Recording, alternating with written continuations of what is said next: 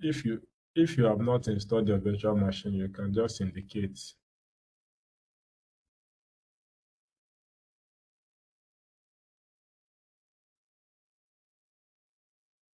I think somebody is raising his hand.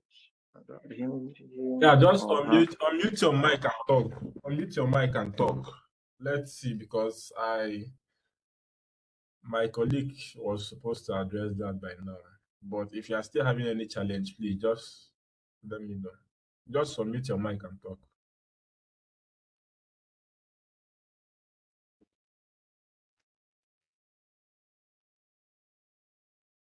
Can you guys hear me? Unmute your mic and talk. The people raising their hands. Let's know what the challenge is. Okay. Someone said that he wasn't around for some of the classes. Okay. Any other person with any challenge?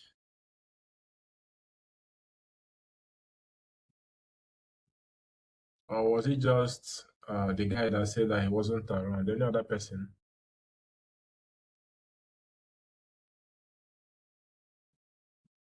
So I'm assuming that each and everyone here has already installed their virtual machine, their Kali, and other necessary resources you are going to be using.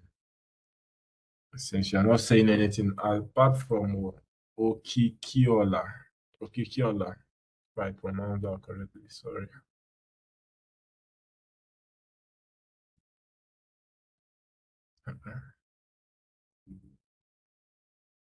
I'm seeing locked.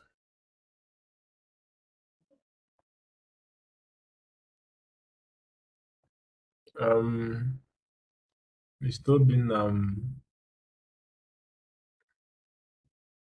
this my stuff is locked, so how do we do that? I don't know if that's a mistake or something. It's locked. My CyberOps from my end is locked. The content, the one I'm using to teach.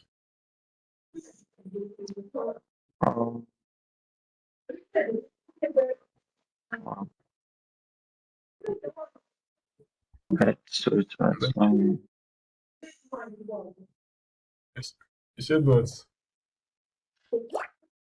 How come? What is the date that is showing in that one that you opened? Check it. This was what I used there the last time, because I can see that most of. Let me check. I think go I for should this. have. Go for the one of this. Which is the one you said is the trial class? This one you're talking about should be a trial class. So I don't know if you can check your last email. You have invitation to this new class. Okay. Let me see if I can.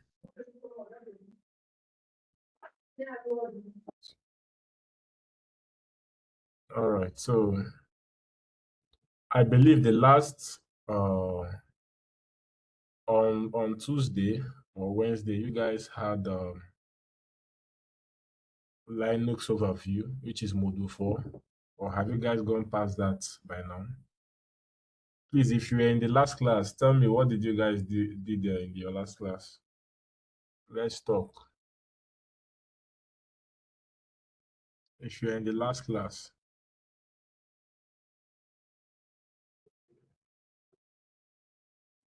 Anyone?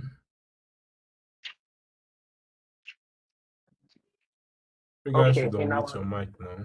So, hello, sir. Good evening, sir. Can you hear me? yeah, I can hear you now. Go ahead. We did module 5 in our last class, internet protocols. That was all. Yes, sir. So you guys are done with Windows. Okay, so you guys are done with Windows operating system, Linux overview, and then you guys are currently in module 5, network protocol. Yes, sir. Yeah.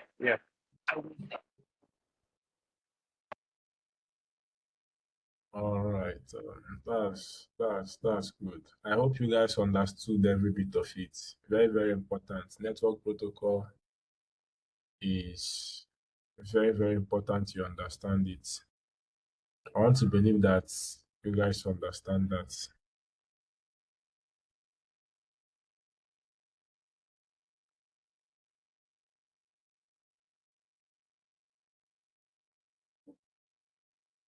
So today we are going to be looking at Ethernet and Internet Protocol, which is Module 6. So by now you guys should have gone through your module to see what the course is all about. So I'm going to be doing that with you guys now. We are going to be going through it together. So I'll be sharing my screen. For me, I understand to an extent too. The problem is that you guys are not asking questions in the group. That's what the group is all about. If you study or after the last class, you are meant to go further to do your studies and then ask questions so that before the next class, you'll be more clarified and knowledgeable about the particular course. That's the only way you can learn. Cybersecurity, CyberOps, anything related to cybersecurity is a field that they expect you to, know what you are supposed to do, then ask questions where necessary. So very, very important. You should be the one carrying others along and not waiting for people to carry you along. Ask questions when you feel like there is need for it. So please, you guys should ask questions. Very, very important. You guys should ask questions. That's the only way you will get to understand what's being taught and all that. All right, sorry, I'm waiting for this thing to open up so that we can do this so that I can share my screen. I'm waiting for it to open up. So just bear with me. If you have any question, okay, I think it's already open. All right. So I'll be sharing my screen now. If you have any question, please don't hesitate. Don't hesitate. Very, very important. Don't hesitate. It is very, very important you don't hesitate. So, all right. You can give me a thumbs up if you can see my screen.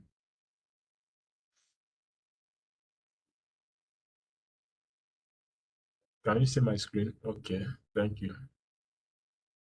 All right, so let's jump into it. I believe you guys should have your writing material, your pen and paper by now. So, why should you take this course? Very, very important. If you are somebody that asks yourself why in everything you do, I always want to encourage the students because I believe that if you know why you want to do something, then you will know what it is required for you to do it. And then you put the required effort and get the required result you're looking at. The reason why I'm saying this is because I want at the end of this class, at the end of the whole certification, you should start pursuing for, an internship so that you can be able to ground yourself better and also to show employers that you know exactly what you are doing.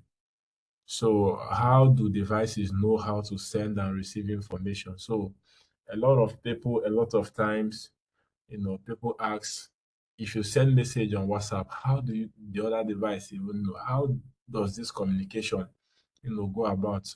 When we talk about a network, how can I send an information from one network and then it appears in the other network? How does all these things even happen? So this is a common question of, every other person. People are curious on how, if you are somebody that, you are just curious on how things are. How do you send a video file and then you get to the other end, and then everything looks fine, no loss, nothing. So what if the other times I'm currently in a Zoom meeting and then the thing is lagging, I can't be able to hear the person?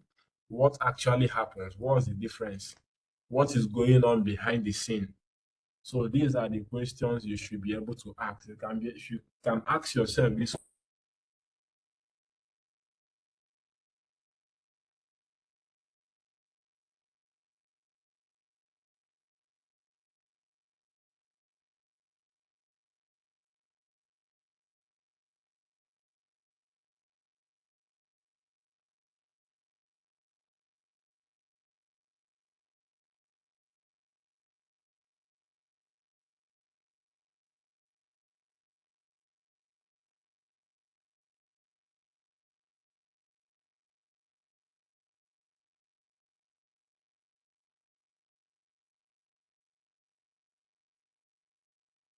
instant host.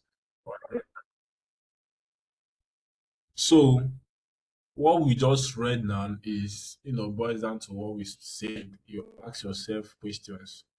So everything connected to the internet has an IP address.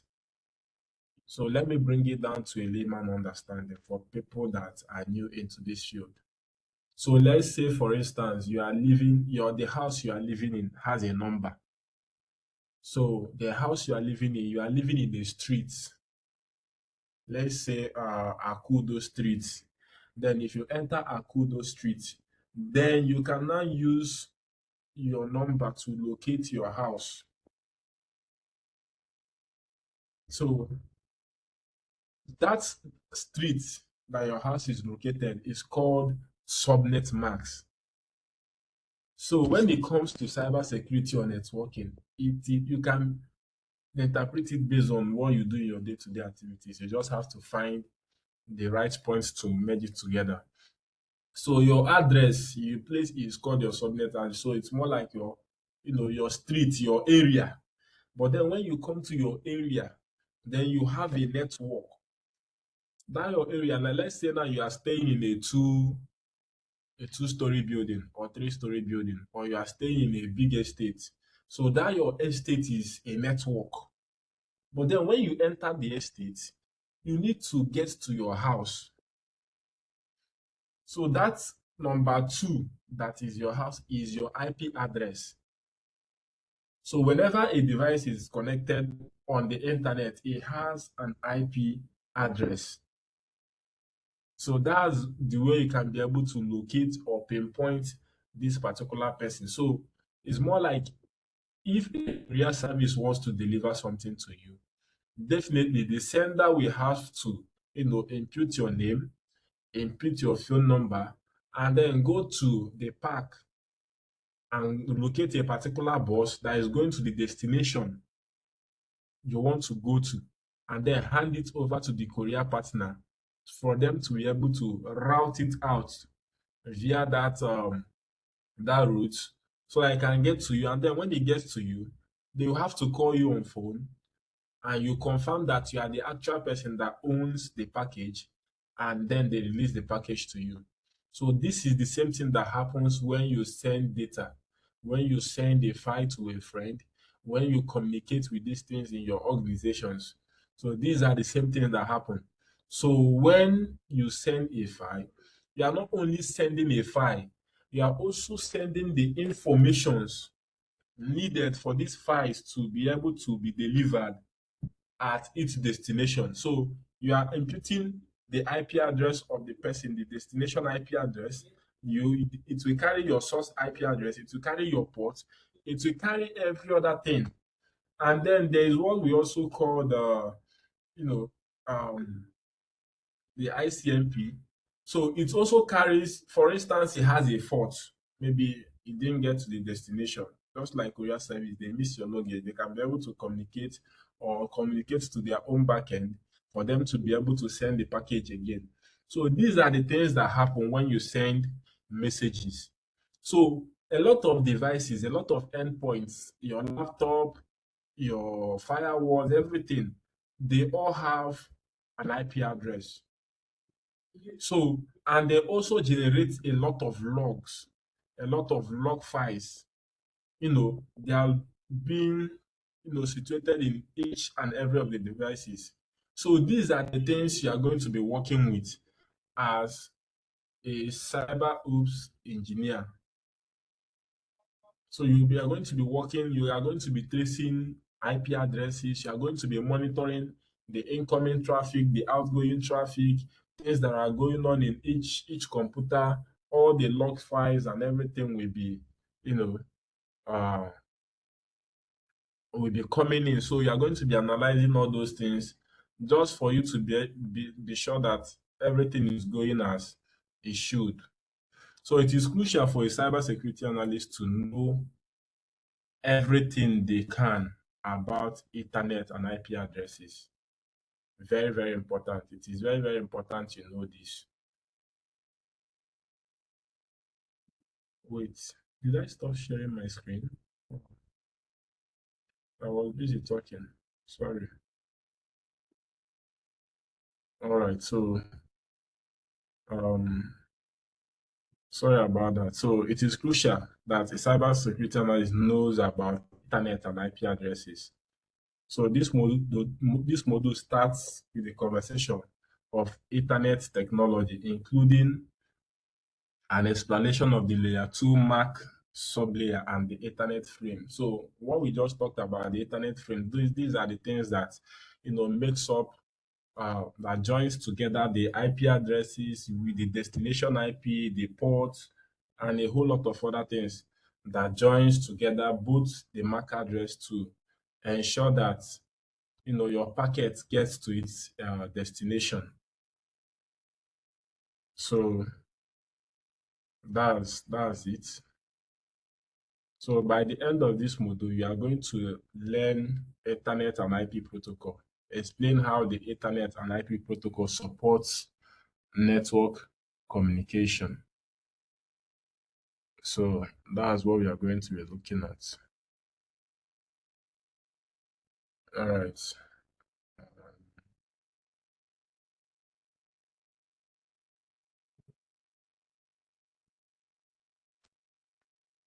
If you can hear me, give me a thumbs up, please.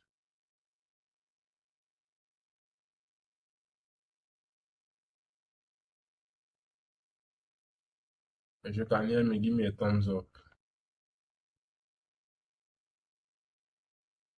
All right. So Ethernet encapsulation. So Ethernet and wireless LANs are the two most common deployed LAN technology. Unlike wireless, Ethernet uses wired communication. So if you go to the bank, mostly in the bank, in their ATMs, in their computers, you see a long wire. Most of them are RJ45.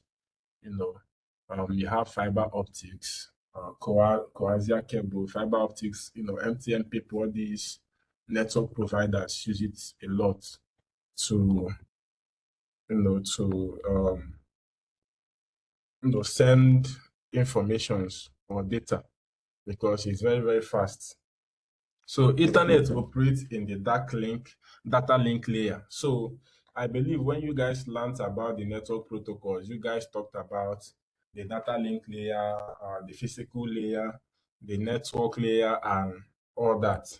So I believe you guys talked about it. So you understand what we mean by the data link layer and the physical layer. So it's just a family of a networking technology defined by the 802.2 and 802.3 standard. Ethernet supports the following data bandwidth. So I believe you guys talked about most of these things. Okay, just like I was saying earlier, so this is it again, Ethernet and the OSI layer. So this is the data link layer where we are talking about the MAC, the LLC, the physical layer. So this is the Ethernet layer. These two is the Ethernet layer. So in some places, this is where the MAC address. The physical layer is where you plug in your network cable, which is your RJ45 for people that are using it. So that's that. So we'll still be coming back to this network. I believe you guys have done that, but we'll still be coming back at it going forward. So the Ethernet frame field. All right. So I'm going to make this to be very, very simple for you. So, but then let's read it. The minimum Ethernet frame size is 64 bits and the maximum is 1518 bits. This includes all bytes from the destination MAC address field through the frame check sequence field. The preamble field is not included when describing the size of the frame. So all this grammar you are hearing now is what we talked about. So like I said, if you want to send a waybill to a particular location, so that particular waybill is going to contain the information of the person you are sending it to and also contain your own information in case you didn't get to the destination. So I'm trying to use the normal thing we use in our day-to-day, life to explain these things so that you understand it. So the minimum Ethernet frame size is 64 bytes and the maximum is 1518 bytes. So also, when it sends out this information, it breaks them into chunks so that they can be able to go faster. So we are going to be seeing some of these things. Let me look for a picture so that you can be able to relate better.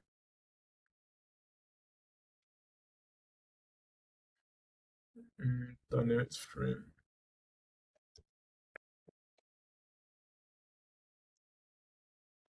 So,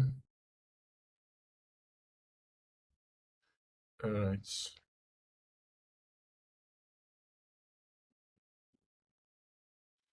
So it contains informations,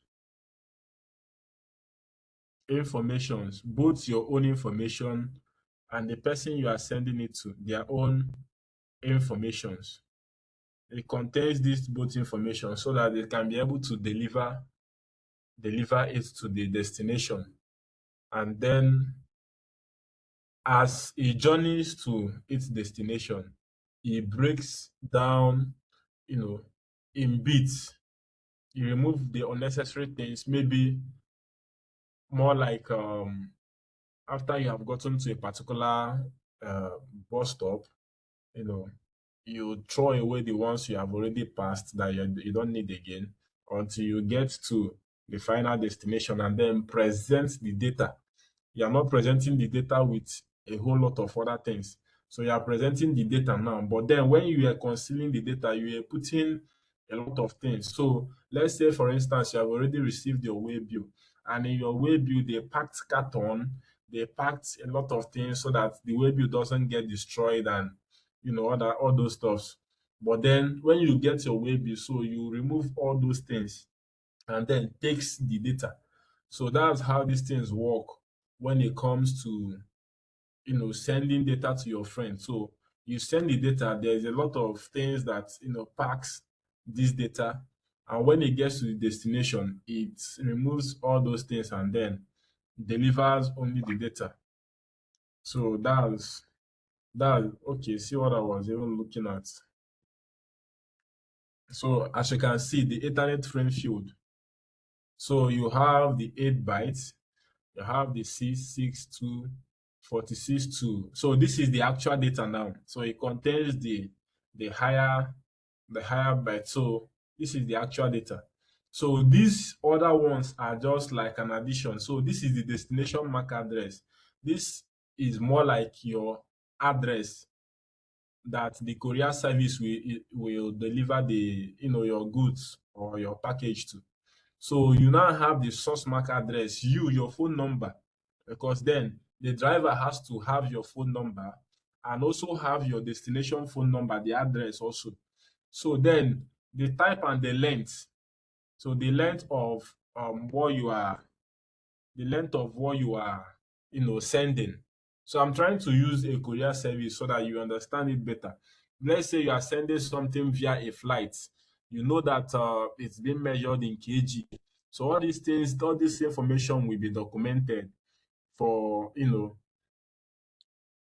for emergency purposes, and also to know what they are carrying, the weight, and then the other information they will be needing. So the preambles and the SFDs, the FCS and all that. So these are the things that make up uh, the data itself. But now, as you can see from the screen, this is the actual data.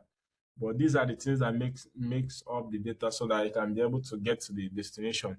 So the preamble and the start frame delimiter field. So the preamble 7 bytes and start frame delimiter, also called the start of frame 1 byte field, are used for synchronization between the sending and the receiving device.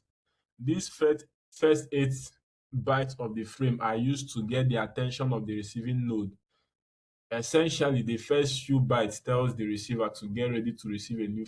So, just like I say, this is not the actual data, but then you get your way bill to the park. The driver will tell you, please give me the number of the person. Let me call the person so that I will tell the person that there's a way bill coming in for you. Stay so that I can be able to pick this way bill in, pick it up.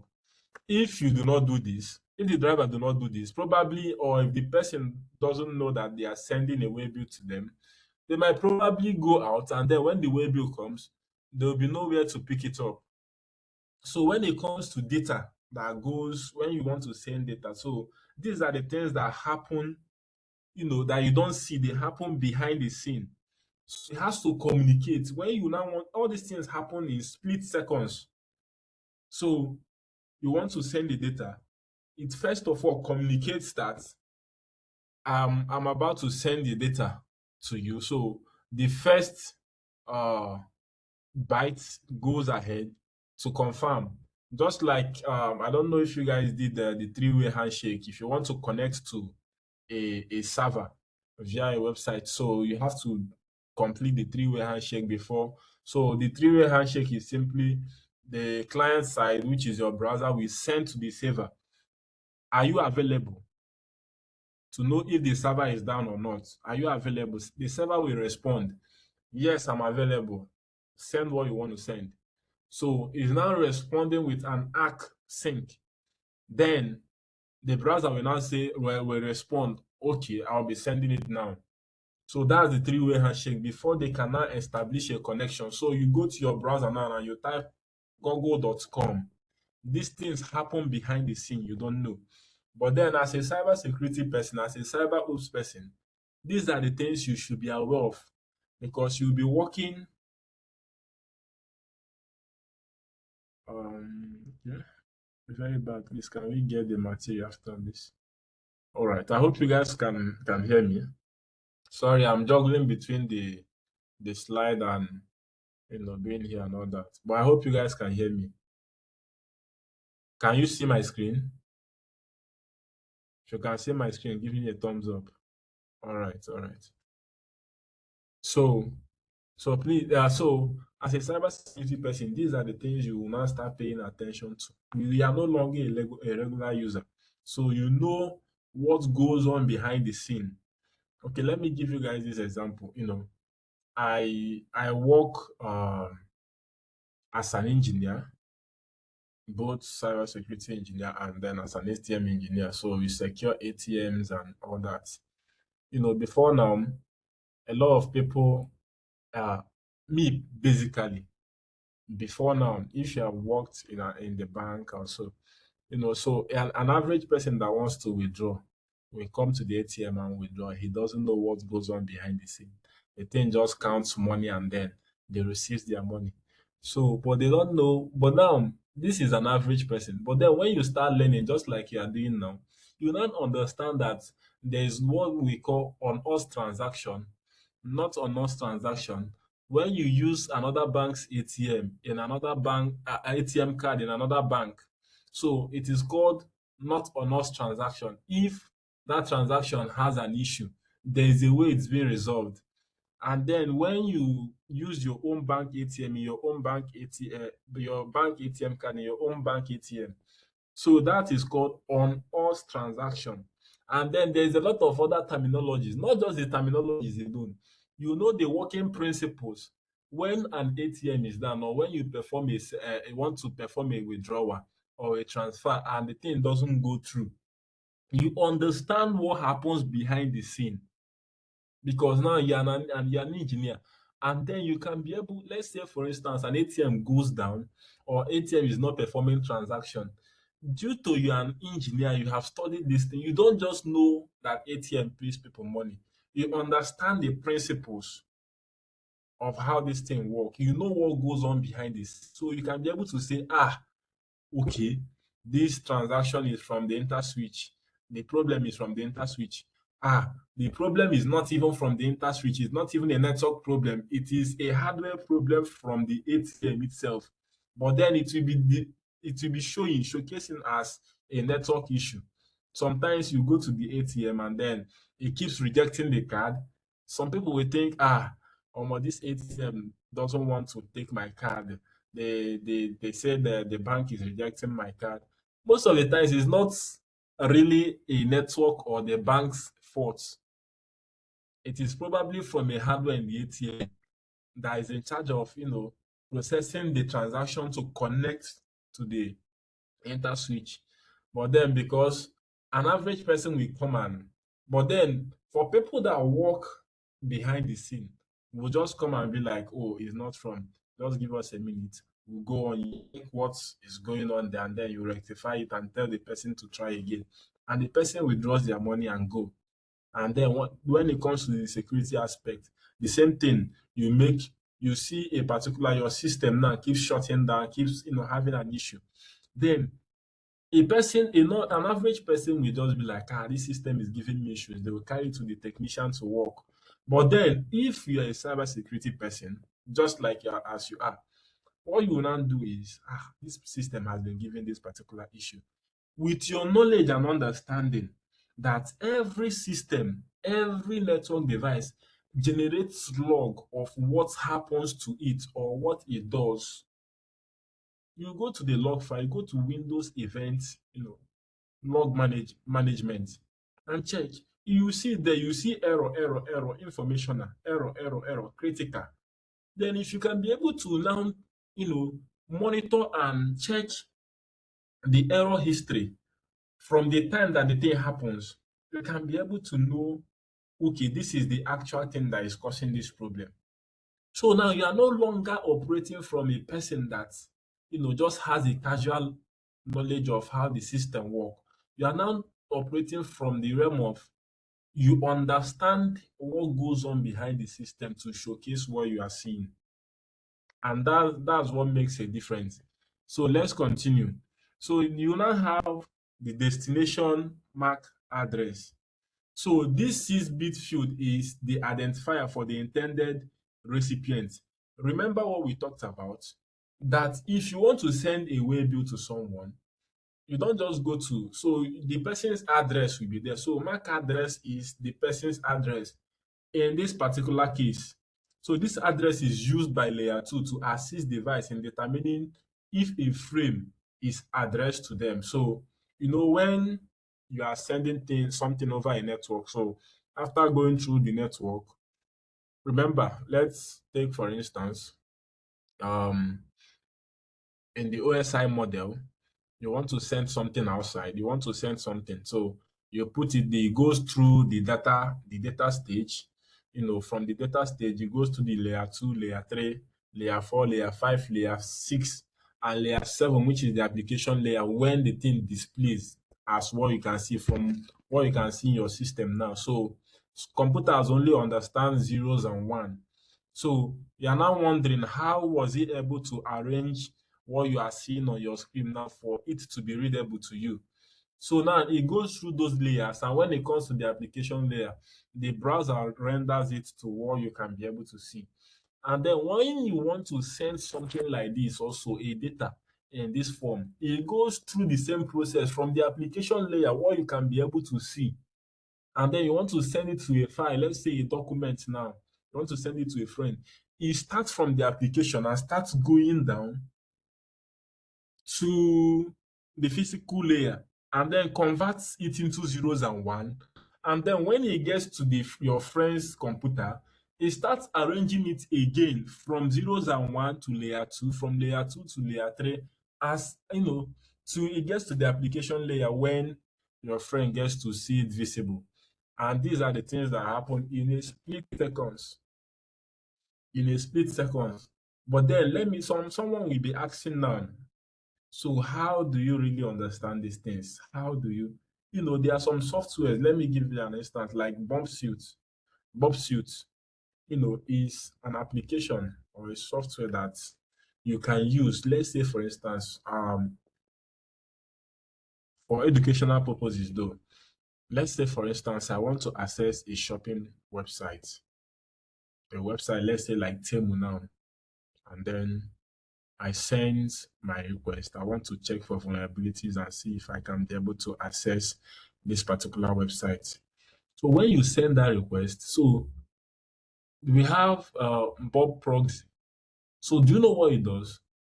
Instead of sending those requests to the server, it picks that request and hold your information. So if that particular website is vulnerable or the server is vulnerable, so you can be able to edit what you want to send to the server. So you can be able to see if the security of that site is not tight, you can be able to see. So let's say, for instance, I sent a particular thing, I want to place an order. So once I place the order, I've already inputted my credit card and everything, every detail. And if the website is vulnerable, and then I click send, and I have like a man in the middle attack, or I'm performing a normal random security check, instead of it going to the server, it goes to BobSuite. And then BobSuite will hold the request. And then if I want to send it to the server from the BobSuite, I can release those information. Then if I want to modify it, I can modify it in BobSuite and then send it. Don't worry, we'll still talk about this. I'm just trying to give you guys, an example of how these things work. So we have the source mark, like I said, the 6-bit field identifying the originating.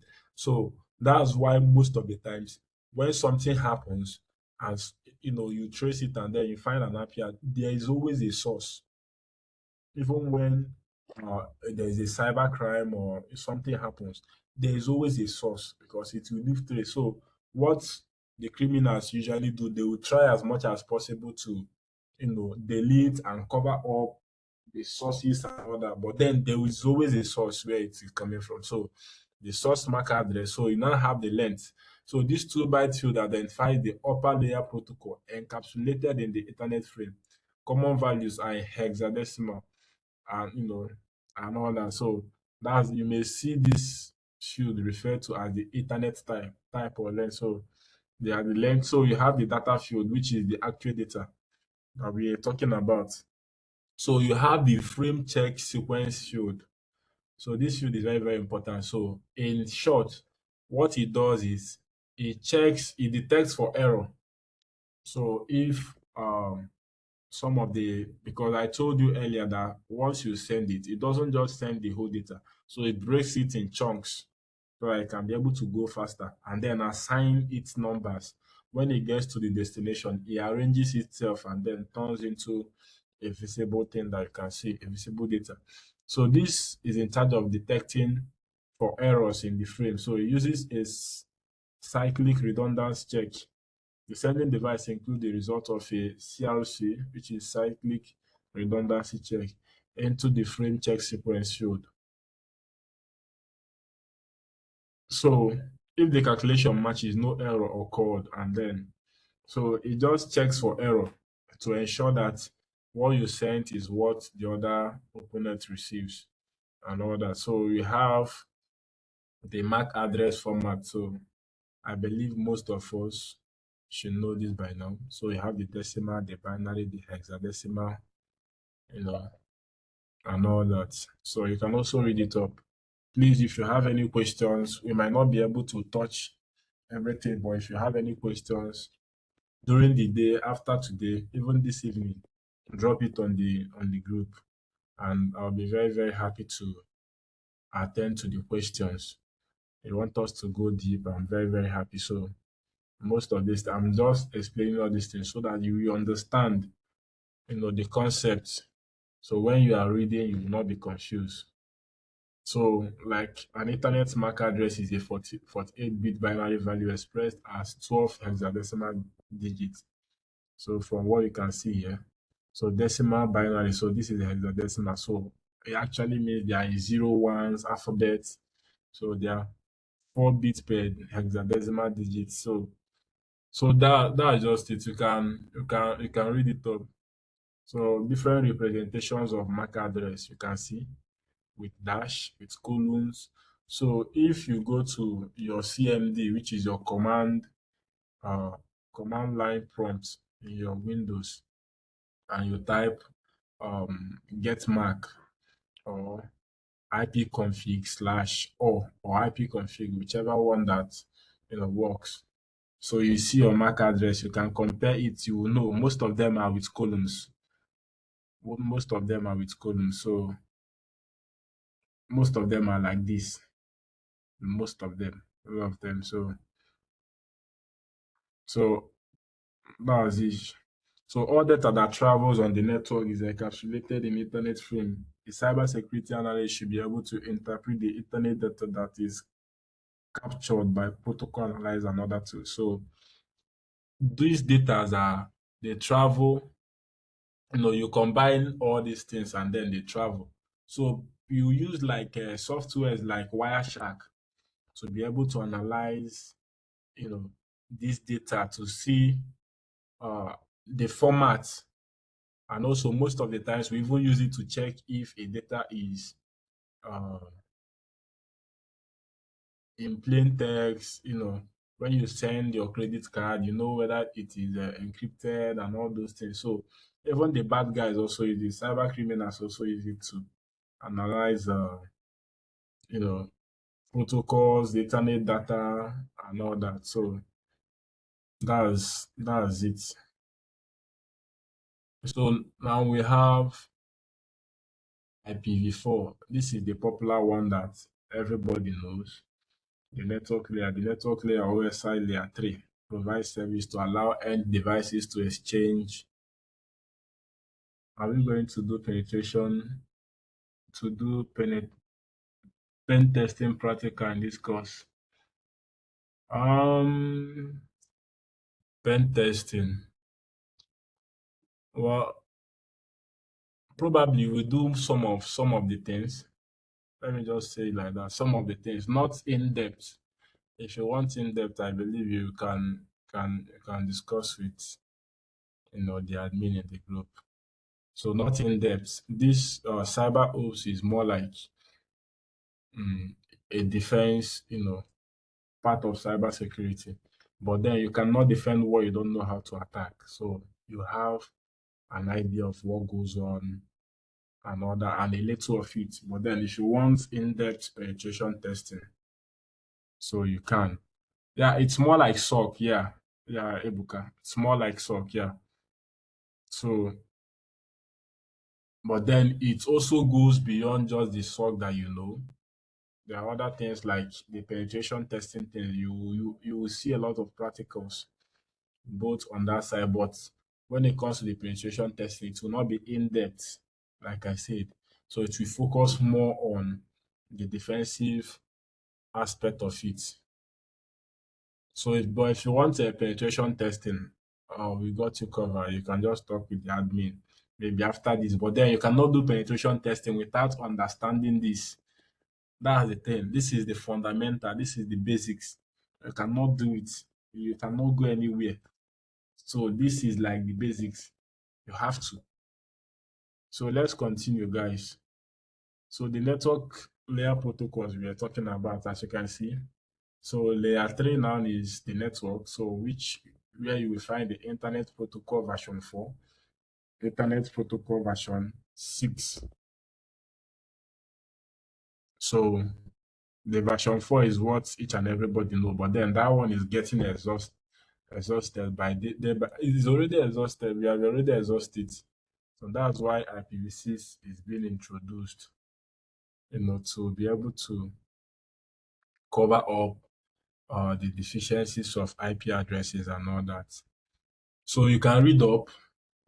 You can read up so that you can. I want you guys to, when you study, bring your questions. Whether it is practical, bring it. That's what I want to see. Bring your questions. Very, very important. That's the only way we can be able to do this. So bring your questions. So addressing end devices, because when you bring your questions, you even help us to, instead of going through the whole slide and everything, we just go straight to the point and then you keep doing your reading. So to accomplish end-to-end communication across network layer protocol, perform four basic operations. Addressing end devices. End devices must be configured with a unique IP address for identification on the network. So, like we said, you are staying in a three-story building. So just take the three-story building, the compound, generally the three-story building, as a network. Then each room is an IP address. It represents a device on the network. So you have to be in that particular compound in order to communicate to each other. So another person staying across the road, you cannot communicate with the person. You cannot even hear it. If you want to communicate with the person effectively, you have to use a megaphone. And then when it comes to network devices, that megaphone is called what we call router. I hope you guys are understanding me. But I hope you guys are understanding. Give me a thumbs up if you're understanding what I'm saying. All right, so if you are in the same compound, you are staying in the same compound, just take it as you are in the same network. That is what he's talking about. So to accomplish an end-to-end communication across network boundaries, network layer protocol perform four basic operations. So see where we talked about routing, because this one is talking about across network boundaries.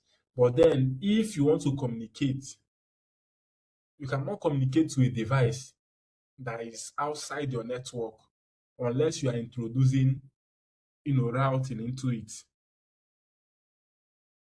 So, but let's go ahead. So the network layer encapsulates the protocol data unit from the transport layer into a packet.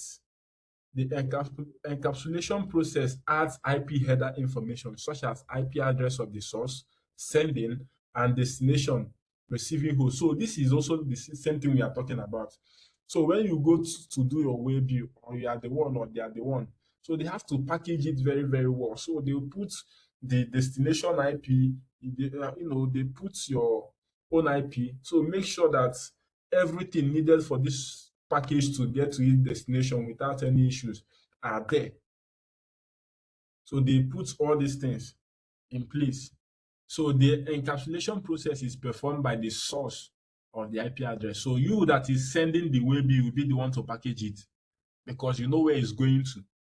You know the friend that you are sending it, you know the location, you know where to. You don't just go to anyhow park. You know the park that can deliver the thing to where you want it to go. So this is the same thing that this thing is doing. The reason why I'm breaking it down to layman's understand, so that I can be able to connect the dots and understand it better. If I sound all technical, you get confused.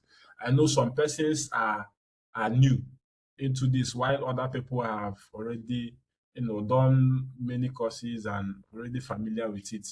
So when we talk about routing, the network layer provides services to direct the packet to a destination host on another network. To travel to other network, the packet must processed by a router. Remember what I talked about. If you want to communicate to another person in a different compound and you want the person to hear you, you go carry microphone. You call the person's name with the microphone. Your voice cannot project that far. You will lose. The data will disappear.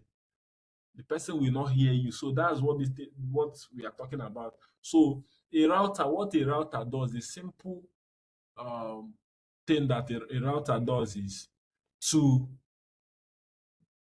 help to take data or communicate to another devices in another network. That's basically the thing that a router does. All right. So then a packet may cross many routers. So it can pass many routers. So the first router picks it. The first router is smart enough to decide which road can get this information faster. Which road? You'll give the waybill to a bus, which is a router, to deliver in another state. The driver enters Enugu and decides to give it to another driver going to Asaba. Knowing fully well Asaba, he gets to Asaba. That one decides to give it to another person going to Delta. At the end of the day, the data will reach where it's going to. The waybill will get to its destination. So the driver will decide which was the fastest route and this thing can get to Lagos. So that's what the router does. It picks the data and then it calculates what's the fastest route. The fastest route is what it takes. So it picks it, it sends it to this router, to this one, to this one. So the packet may cross many routers before reaching the destination. Each router a packet crosses to reach the destination host is called a hop. So each router that it passes. So most of the times, this thing that you are hearing now, if you want to trace or troubleshoot why you cannot be able to connect to a particular website or why you are sending a packet to a destination host but it's not getting there. So we have what we call the trace out. So you use it to calculate what's the distance. What's the distance that this thing have gone to? I don't know if you understand. So it's just like a monitoring that can tell you, okay, you went from this router to this router, and this particular router or this particular road is where the thing drops the packets and all that. So that's what it is talking about here. So we have the encapsulation. When the packet arrives at the network layer of the destination host, the host checks the IP address, IP header of the packet. If the destination IP within the header matches its own IP address, the IP header is removed. So when it gets to the destination, you start unpacking the whole thing. Once you have confirmed that this package is your own, you start unpacking the whole thing, and then from there, you collect the main thing, which is your package, and then disguise every other one. So unlike the transport layer, which manages the data transport between the processes running on each host, the network layer communication protocol IPv4 and IPv6 specify the packet structure and processing used to carry the processes used to carry the data from one host to another. So the transport layer, just like the name sounds, so the transport, it figures out the best route to take this thing to the destination. Why the IPv4 and IPv6, which is the layer 3, is in charge of, the structure, used to carry this particular data from one host to another. So operating without regard to the data carried in each packet allows the network layer to carry the packet for multiple types of communication between multiple hosts. So you can read up, see what we talked about before, if you guys can remember. So let's say you are the one here, if you can see my listing. So from here, you want to send the data. From here, the data is visible. You want to send it. So it will break it down. It will now package the data like you are sending your waybill. And it will start going from this particular from the application, which is where it is visible, then to the season, and then coming down, and when it gets to the physical layer, which is so it goes through a lot of routers because you are sending it maybe across the internet and all that. All right, I think I should play this. It should be something. So see what's going on. See what's going on. I hope if you can see this, please give me a thumbs up.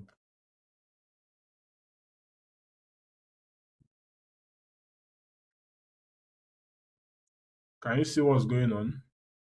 All right, so like we talked about. So see the data now is now in zeros and one. Once it gets to once it gets to the first one, you will see.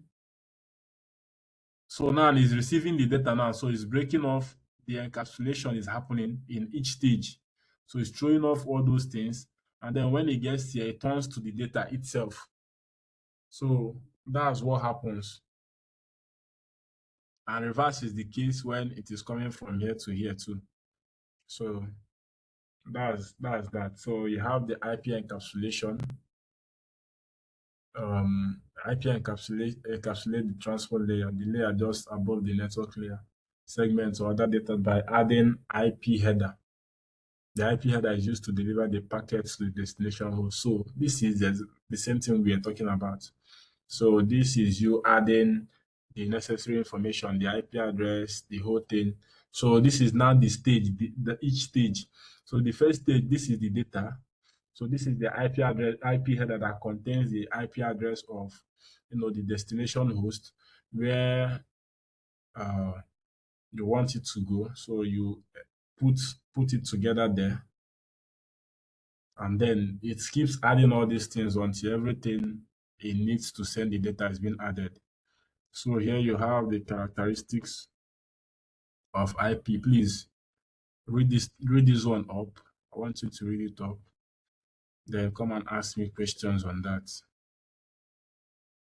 So connectionless network. Please read all these things up. Trying to rush. So just read it up. Ask me your questions. Ask me your questions. That's the reason why the group is there. But a lot of people don't ask questions on the group. So please read it up and then ask your questions in the group.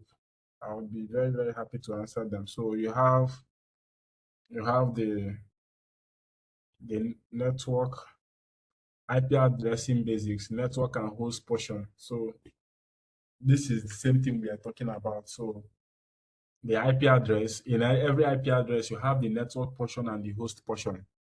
So what do you mean by the network portion and what do you mean by the host portion from what you can see on this? So what do you mean by the network portion, the host portion? Have you been able to read towards this angle? If you have been able to read towards this angle, give me a thumbs up. If you understand what the network and the host portion is.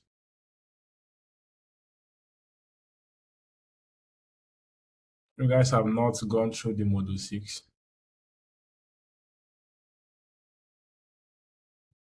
All right, Zara.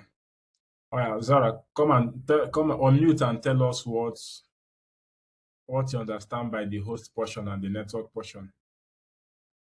Okay, the good evening. The network portion is the network address why the host portion is the particular number or address number assigned to the device that has been connected on the same network of that network address. Kind of. That's very, very correct. Very, very correct. So the host portion is more like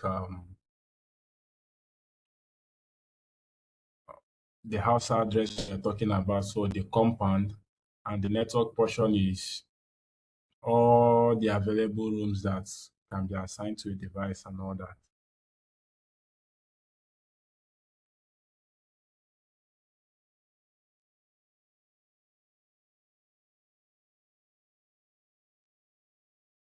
I hope I'm correct, or did I misplace it?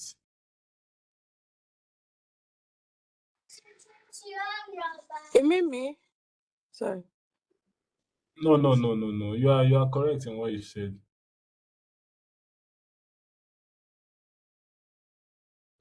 All right, so please lower the hand. Yusuf has raised the hand. Yusuf, you ask your questions, okay? You ask your questions, don't worry.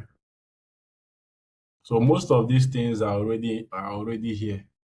All you just have to do is to read it up and then ask questions. We are not even supposed to be going through this. I want you to bring what the problem is that you are facing, and then let's ask the questions, write it down, and then be firing it. I want the live classes to be more of question and answer instead of going to all these things back and forth again. So we have the subnet mask to identify the network or host of the IP address. So like I said, subnet mask is more like the streets where your house is. That's the subnet mask. That I'm explaining it in a layman's understanding now. So the streets where your house is. That's it. So as you can see, if you go to your system, go to control panel, network and sharing, change adapter setting, IPv4 properties, you'll be able to see this. So please let's read it up. So in one of the classes, I believe I'll be teaching you guys on how to, calculate for, or how to break down a network, how to calculate for subnet max, subnetting, how to do all those things. It's a very interesting course. After that course, you can be able to, if you want to construct a home network, you want to design a home network and assign IP addresses to it, you can be able to do it at ease. So this is a course on its own. That's why I'm rushing. Please read up and then let's answer your questions. All right. So I might not be able to finish all this. Let me see what we can be able to do.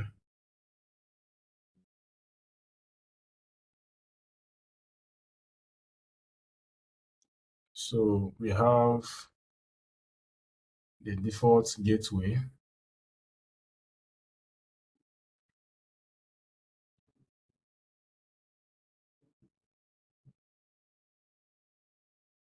So we have the default gateway. So the default gateway is the network device. The router, or so it's more like the router we are talking about. So the router that will help you to send your voice or your data across to the other person on the other network is your default gateway. So that's the gate it will follow. So that can route traffic to other network. If you use the analog that a network is like a room and a default gateway is like a doorway. So you see, a doorway like the passage where it will go from to another room. That's the default gateway. So please let's read up. I think I have another meeting by this time. So please let's read up. I want to get you guys questions. I want to get your questions from the group. We might not be able to cover everything, but then I want to get your questions. Please read up every other thing and then ask me your questions. All right. So if you have any questions, you can go ahead and ask.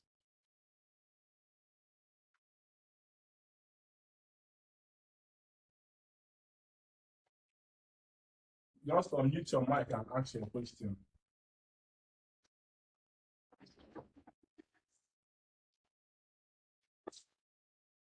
Mr. Joshua, can you hear me? Yeah, go ahead. Yeah, on this subject, on this chapter 6 of this course that you are trying to do, I've not been able to move along with the class for a while, but I do go through the module. I'm still on module 2. I'm just doing the self-study. And thank goodness that you are being very consistent in the upload of the videos that you have been doing so far. I'm learning something on networking like that. So it's just like an eye opener to the subjects that subnet mask.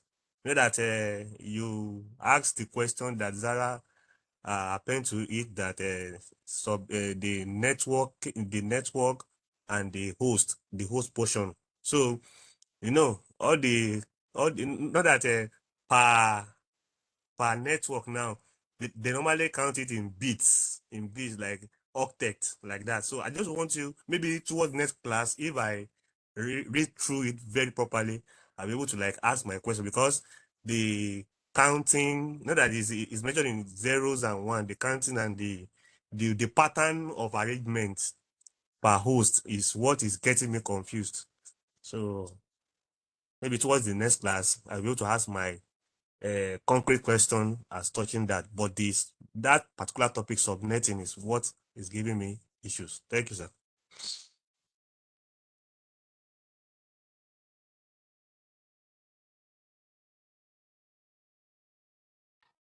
All right.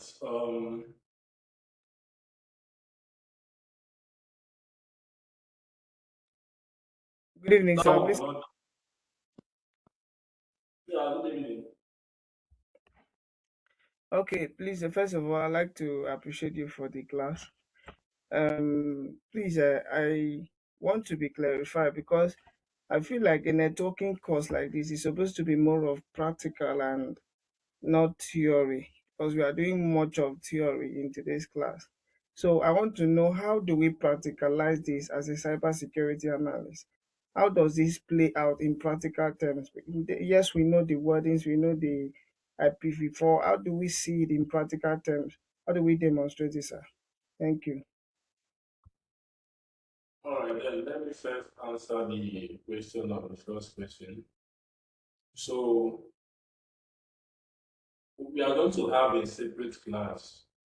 I believe it should be part of the module, but then we are going to be having a separate class in subnetting. Because subnetting in itself is a whole lot. The calculating, I know it can be confusing and all that, but then there's a way you will do the calculation for you to understand it very, very well, and then not forget what you are doing. So we are going to be having a separate class strictly on that, so that you understand how to do that day. Maybe after the calculation, we are going to do a simple whole network using the packet tracer.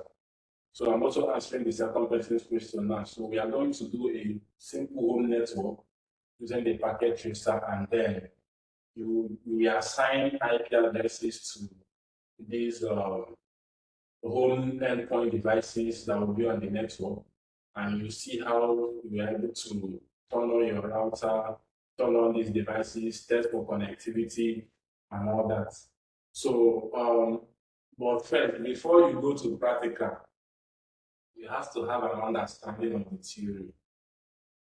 You understand? So, before you jump into practical, if you jump into practical without the theory knowledge, I can assure you, you will get confused. But most of the times, we want to practicalize this, and then you are forgetting the fundamental, which is the theory part. The theory will help you go a long way. And I can also tell you this, when I was in training for, you know, something, all this banking, networking, and all that stuff years back. When we were doing the training, they were training us on one-off transactions and all that. A lot of writing. At some point, we get fed up. So we got fed up and was like, what was all this talk and talk and talk and not do anything? So, but then, after the whole stuff, after the whole training, we were doing calculations. We don't even know where the calculation is going. When we started the practical, it was more like, okay, so this is what we are talking about. So this is what we are talking about. So you see, this networking is the key. You have to understand the theory part. And as we are going to be doing practicals more often.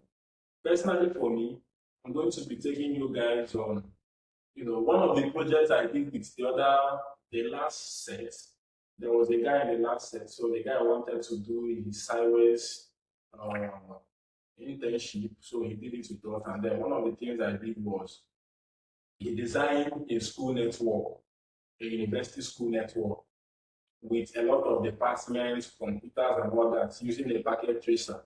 I was able to connect it, not just connecting it, also, separated the VLANs, trunking, and other things. So the practical will be coming in, but you have to understand the theory. That's why I'm encouraging you guys to do the study so that when we come to a live class, initially the idea of the class is not to come and be teaching you afresh from in the live class. So the idea why the instructors are here is you have already gone through the live class, then you come in and then you ask uh, the instructor questions, and then we can be able to help you. Then if we now need to do the practical to show you, then we can now show you. But then it's because people are not asking questions, and then we don't want to assume that everybody is okay. We want to carry everybody along. So that's why we have to go back to start taking these things the way we do. But then when you start studying all these things ahead of time, when we come to live classes like this, within that 1 hour of the teaching, we can even use it for demonstration to demonstrate these things. So that's it. So the practicals are still coming in, but then you see networking protocols and all that. They are very, very important. You need to pay attention to it. Very, very important. So I think that's it. If there's any other question, you can also ask. I hope I addressed your concern.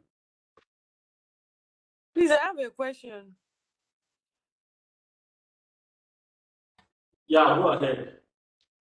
Please, will you guys be taking us on Splunk?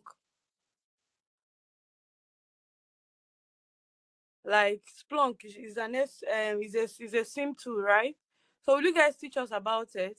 Maybe how to use it and use it in real life thing, in real how they talk real life, right? Yeah, the question is to know if this course has a module on it. If it has, we will teach you. So we are doing cyberops. If it has, we are going to be teaching it. But if it doesn't, then it has to be in a next or a separate class between that. Okay. Thank you.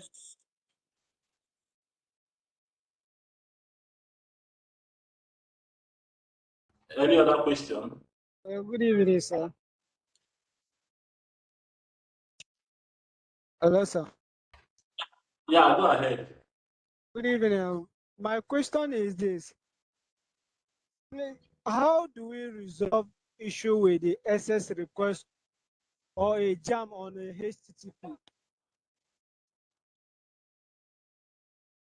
Sorry, I'm on transit. You can see me. If you can hear me, sir. Sorry, come again with your question.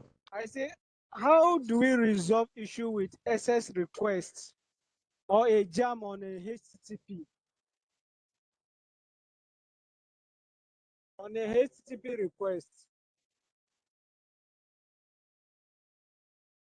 I'm finding it difficult to understand. You said SS request on what? On HTTP. SS request, you mean a DOS attack? Yes. So you are having a DOS attack on your site? Yes, sir. Maybe there is a DOS attack on site and there is an SS request on the HTTP. How do we resolve that issue? We have not gotten to that part now. When we get there, we'll discuss it. Okay, okay, sir. But if you have any personal issue based on this thing, you can just send me a message on the WhatsApp group so that I can look at it. But then we are taking it gradually for now. Okay, sir. Thank you, sir. All right. Any other question?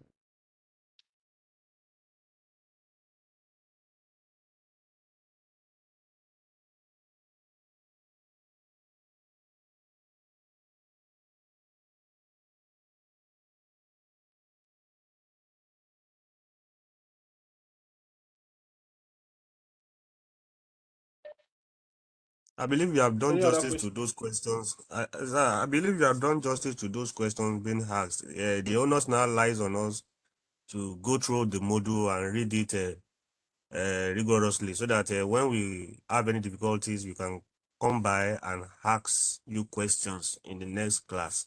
I think that should be the solution for now. So we still need to study. But the idea of the practical wise, as you have already stated, we need to get accustomed to everything that is on this module first before we start practicalizing. You know that by the time we do practicals, it will be sort of a slow down. People asking the same question that ought to have been addressed in this theory class.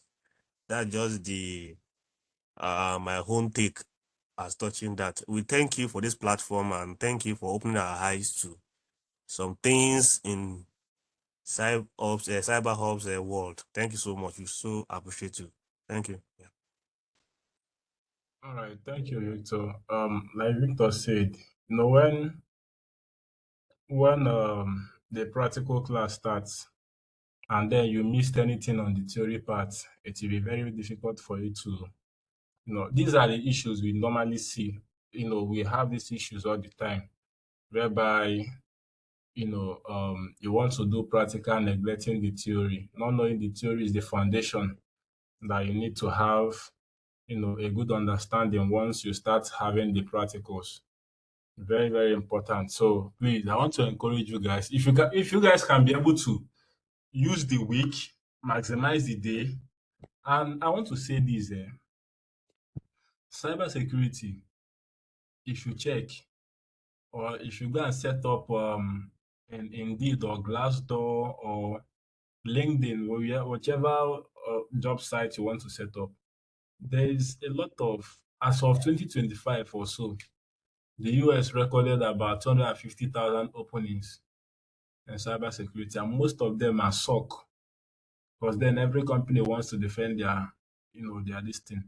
But let me tell you the deception that I've seen as a person, somebody that has been in this field. Let me tell you the deception. When you go to social media, you'll be seeing a lot of cybersecurity, training flying up and down. We have taught 1,000 students, but then the job are still there. So the students that are being taught, what are they doing? Are they not getting job after the teaching? See the problem. The problem has always been cybersecurity is good, it's a good course, but I can also assure you it will take your time to study. You need your time to study. Cybersecurity is not a guesswork. It's not a work that somebody recommended you by connection and then because of that, you are not doing any work there. It will expose you. And it's a very, very fast field. A lot of things are coming out, a lot of new threats, a lot of new development. So you have to cope up. Nobody needs to be pursuing you around. This is just like, an advice. Nobody needs to, if somebody has to pursue you around to study, as of 2025, most of the times, even the basics, I will still go back to the basics. Like this course now, I'll still go back, like this particular course I use now. It wasn't the course that was open, but this one I've gone through a lot of the modules again and again just to refresh my head. So you need to put in the time, even if at least 2 hours every day. Stay consistent on it. And then this is a bonus tip. Always upload your progress so that you can use it to keep yourself accountable. Upload it today. After studying, I studied Module 5 of CyberOps Associates. It talks about networking protocols. I understand that those things will serve like a portfolio when you are looking for an internship. This is something that nobody will tell you. So, but then due to you have to do all these things, Sambi, so that before the end of the class, you already have enough portfolio and knowledge for you to, even without anything. These days, if they are looking for any internship, they will tell you to upload your LinkedIn or your social media handle. They want to see what you have been posting. That thing alone can be your interview. I'm telling you based on experiences. That alone can be your interview. And then you have gotten the job while you see people still clamoring for. So please pay attention. Once you are done studying a particular module, summarize it in your own understanding. What you learned from the objective of the module, summarize it and write it down. Very, very important. The reason why I'm saying all these things is I'm not supposed to say it, but then I'm saying it based on experience. Because then you will see a lot of people are learning cybersecurity, but nobody's getting the job because cybersecurity will expose you if you are not skilled enough. Sometimes they don't even conduct your interview. After all your certificate and BSc and everything, they will tell you, come and show us. Though your certificate will open the door, but what will retain you is your skill, what you know. And it's not you are saying it in your mouth. You come and show it. So you first of all define it, and then you can show the practical. So please, I just want to encourage, I just, thought to bring this thing up to encourage you guys that what you are doing is no waste. 2 hours every day, even though you are working, I understand some persons are working and all that stuff. But if you are a student or you are not doing anything at the time, maximize that time to put the effort into this. Study after the module, go to the next module, or do the module again to make sure you understand it very well. Then come with your questions. Come with your questions. If you guys are coming with questions, I trust me, you even be challenging us to, go back to these things and then answer your question. Maybe that 1 hour we are using to do the talk, check that everybody here has already gone through the module 6 back and forth. I will now be looking for, okay, how do I now show you guys how to, visualize this thing in a practical way so that you understand it better instead of me going back to it. So please, I just want to encourage us to do that. And as we do, definitely our efforts will pay off. It will definitely pay off. All right. All right. In the absence of no other questions, I want to appreciate each and every one of us who brought out the time to be a part of this class. Please, it's your efforts are not at waste at all. So please, I want to encourage us to keep it up this evening. If you are not doing anything, keep on, go through the class and finish up where we left, and then summarize it. And throughout the week also do the same. All right. So see you guys next week, and do have a happy weekend. All right. Good night.